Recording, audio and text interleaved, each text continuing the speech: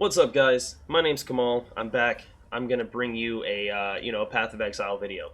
The video I'm gonna bring you is a quality of life video, just because there's quite a few things that I've seen that I've been able to make small changes of in the menu and in the options, and just small little things here and there that have made it a lot easier for me, and I think it'll make it a lot easier for you to see everything that's going on in the game. So the first thing that I would do when I start up my game is I would press the options button and I would go down into the options menu, and what I would do is I would modify these. A few of them that I turn on that I find to be extremely beneficial will be always show sockets. This will show on all of the pieces of gear. You don't have to put the cursor over it. It will show what sockets there are in the gear at all times. The next one that I have is support gem utility pop-up. I don't know if this one comes automatically clicked or not, but it will show what skill gems you have equipped that are actually able to be linked with the support gem you're highlighting.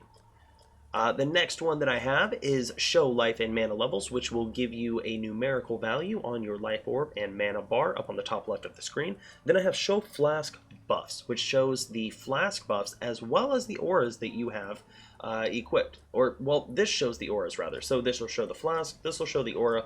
Both of these should be on. The next one is going to be life bar above you. This one you can have or not. This one you can have or not. I tend not to have this on. It makes the screen extremely cluttered, but you do you, boo-boo. I'm not going to judge. This one, show mini life bar above you. This is going to show a life bar above your character. You will notice that right now in town I do not have one. That's because in town it will automatically hide that life bar. Can't take damage in town. There's no reason for there to be a life bar there in the first place.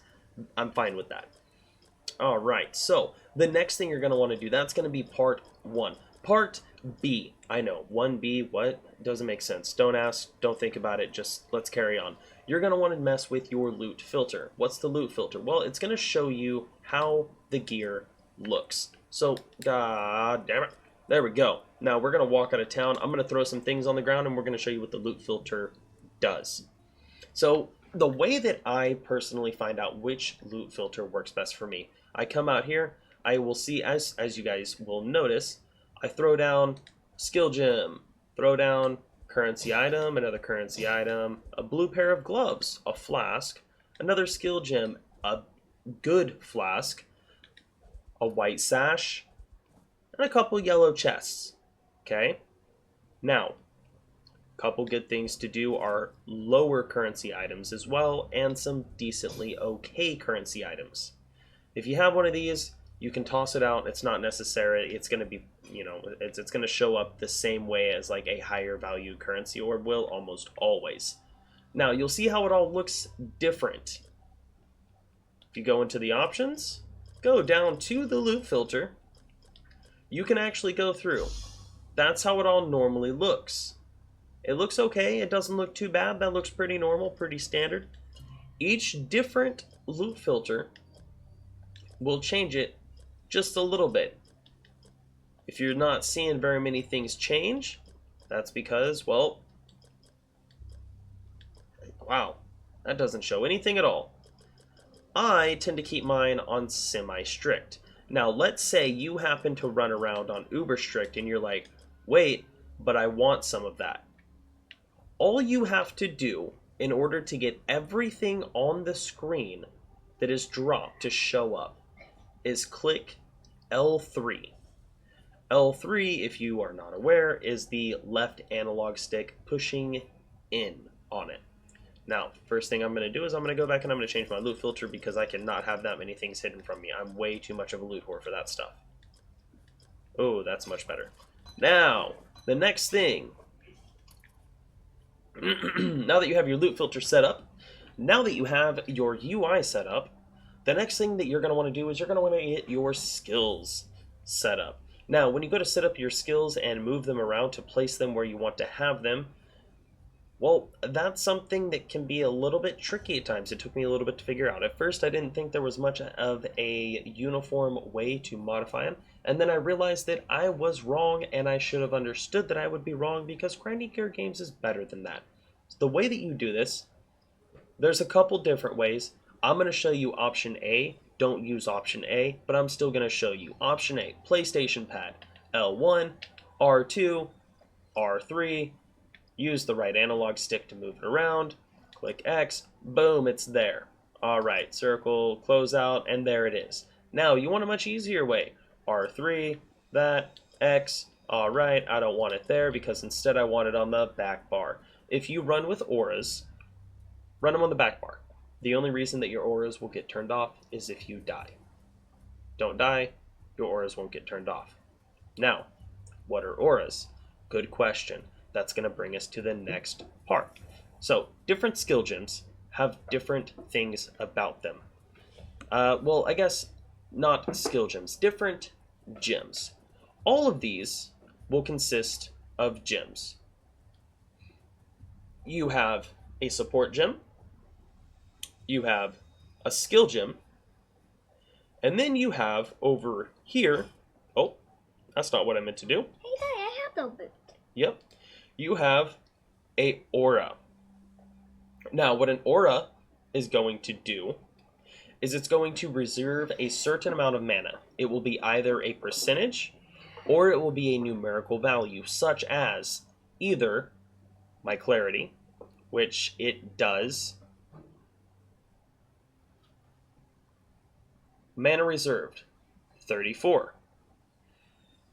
As it increases level, the amount of mana that it will take will increase as well.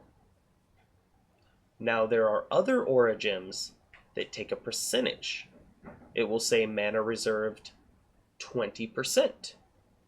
That will stay 20%. So, remember that when leveling. So this auto level, once I reach, actually I'll turn auto level off right now. I will decide when this gem is leveled up. Now, I know it's not a very good segue, but that's actually the next thing, was going to be the ability to toggle auto level on or off with your gems. With your gems, they will automatically level up when they receive enough experience. This will increase the damage that they do. It will also generally increase the mana that they cost to use.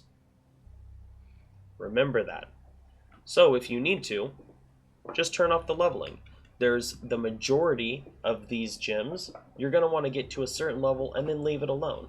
A certain there's reactionary ones, like you take damage, this happens.